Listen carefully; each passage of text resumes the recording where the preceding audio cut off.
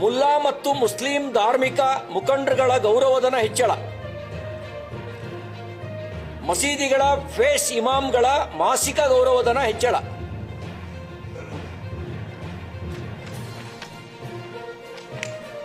ಇದು ಒಂದ್ ಕಡೆ ಘೋಷಣೆ ಆದ್ರೆ ಇನ್ನೊಂದ್ ಕಡೆ ಕಳಸಾ ಬಂಡೂರಿ ನಾಲಾ ಯೋಜನೆ ಬರೀ ಪ್ರಸ್ತಾಪ, ಕೃಷ್ಣಾ ಯೋಜನೆ ಪ್ರಸ್ತಾಪ, 1 ಪೈಸೆ ಬಜೆಟ್ ಇಟ್ಟಿಲ್ಲ. ಕೃಷ್ಣಾ ಮೇಲ್ದಂಡೆ ಯೋಜನೆ, ಕಾವೇರಿ ಕಣಿವೆ ನಯಾ ಪೈಸೆ ಅನುದಾನ ಬಿಡುಗಡೆ ಮಾಡದೆ ಬರೀ ಘೋಷಣೆ. ತುಂಗಭದ್ರಾ ಜಲಾಶಯ ಸಮಾನಾಂತರ ಜಲಾಶಯ ನಿರ್ಮಾಣ ಮಾಡ್ತೀವಿ, ಹೂಳು ತುಂಬಿದೆ ಅಂತ ಕಳೆದ ಬಜೆಟ್ನಲ್ಲೂ ಹೇಳಿದ್ರು, ಈಗಿನ ಬಜೆಟ್ನಲ್ಲೂ ಹೇಳಿದ್ದಾರೆ. 1 ಪೈಸೆಯೂ ಅದಕ್ಕೆ ಹಣ ನಿಗದಿ ಮಾಡಿಲ್ಲ.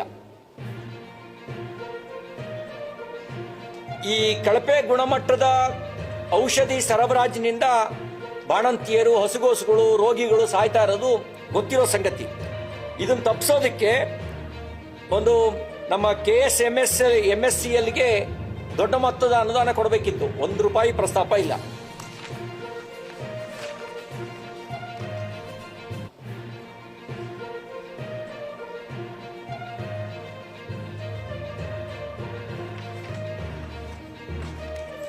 ಅತಿ ಹೆಚ್ಚು ತೆರಿಗೆ ಪಾಲು ಮತ್ತು ಅನುದಾನ ಕೊಟ್ಟರೂ ಒಲ್ಲದ ಗಂಡನಿಗೆ ಮೊಸರಲ್ಲಿ, ಕೇಂದ್ರ ಸರ್ಕಾರ ಕೊಟ್ಟರೂ ಕೂಡ ಒಲ್ಲದ ಗಂಡನಿಗೆ ಮೊಸರಲ್ಲಿ ಕಲ್ಲು ಅನ್ನೋ ರೀತಿಯಲ್ಲಿ ಇವರು ಕೇಂದ್ರದ ಮೇಲೆ ಆರೋಪ ಹೊರಿಸುವಂತ ಹಳೆ ಚಾಳಿಯನ್ನ ಮುಂದುವರಿಸಿದ್ದಾರೆ.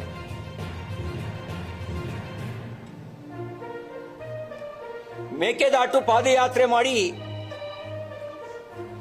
ದೊಡ್ಡ ಒಂದು ಹಂಗಾಮವನ್ನೇ ಸೃಷ್ಟಿ ಮಾಡಿದ್ರು. ಈ ಸರಿ ಬಜೆಟ್ನಲ್ಲಿ ಮೇಕೆದಾಟಿನ ಹೆಸರು ಇಲ್ಲ, ನಯ ಪೈಸೆನೂ ಅದಕ್ಕೆ ಇಟ್ಟಿಲ್ಲ. ನನಗನ್ಸುತ್ತೆ ಇದು ರಾಷ್ಟ್ರೀಯ ಕಾಂಗ್ರೆಸ್ ಪಾರ್ಟಿಯ ಬಜೆಟ್ ಅಂತ ಅನಿಸ್ತಾ ಇಲ್ಲ. ಓಲೈಕೆಯ ರಾಜಕಾರಣವನ್ನು ಮುಂದುವರಿಸಿರ್ತಕ್ಕಂಥ ಒಂದು ಕೆಟ್ಟ ನೀತಿಯನ್ನ ತಂದಿದ್ದಾರೆ. ಹುಚ್ಚನಿಗೆ ಹೆಚ್ಚು ತಿನ್ನಿಸಿದ್ರೆ ಹುಚ್ಚು ಬಿಡಲ್ಲ, ಹುಚ್ಚು ಹೆಚ್ಚಾಗತ್ತೆ. ಮತೀಯ ರಾಜಕಾರಣಕ್ಕೆ ಕುಮ್ಮಕ್ಕು ಕೊಡುವಂತ ಈ ರಾಜನೀತಿ ಭವಿಷ್ಯದಲ್ಲಿಯೂ ಅಪಾಯಕಾರಿಯಾಗಿರ್ತಕ್ಕಂಥದ್ದು. ಇದನ್ನ ಖಂಡಿಸ್ತೇವೆ. ನಾವು ಭಾರತೀಯ ಜನತಾ ಪಾರ್ಟಿ ಪಕ್ಷದ ಪ್ರಮುಖರ ಜೊತೆ ಸಮಾಲೋಚನೆ ಮಾಡಿ ಸದನದ ಒಳಗೆ ಮತ್ತು ಸದನದ ಹೊರಗೆ ಎರಡೂ ಕಡೆನೂ ಇದರ ಹೋರಾಟವನ್ನು ನಾವು ಮುಂದುವರಿಸಿದ್ದೇವೆ.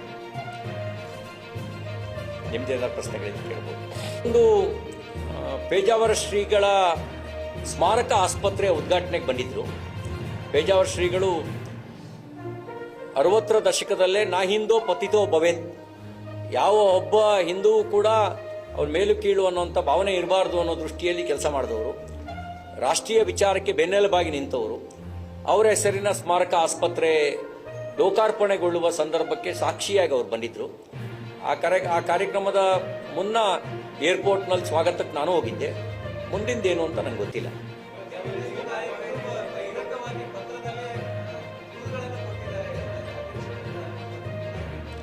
ನನಗೆ ಮಾಹಿತಿ ಇಲ್ಲ.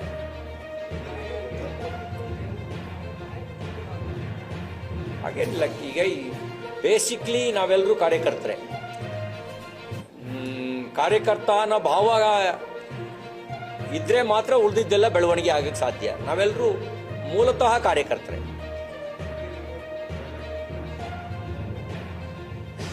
ಬೆಳಗಾವಿ ಜನ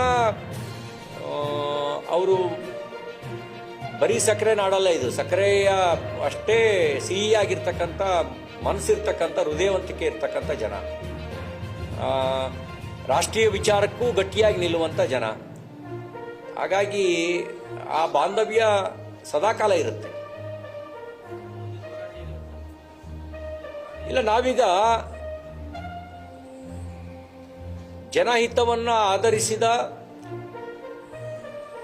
ಹೋರಾಟಕ್ಕೆ ಒತ್ತು ಕೊಡಬೇಕು.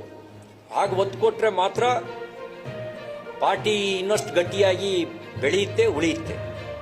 ಜನಹಿತ ಮರೆತು ನಾವು ವೈಯಕ್ತಿಕ ಸ್ವಾರ್ಥಕ್ಕೆ ಕಚ್ಚಾಡ್ತಾ ಇದ್ರೆ ನಮಗೂ ಉಳಿಗಾಲ ಇಲ್ಲ, ನಮ್ಮ ಪಾರ್ಟಿಗೂ ಉಳಿಗಾಲ ಇಲ್ಲ.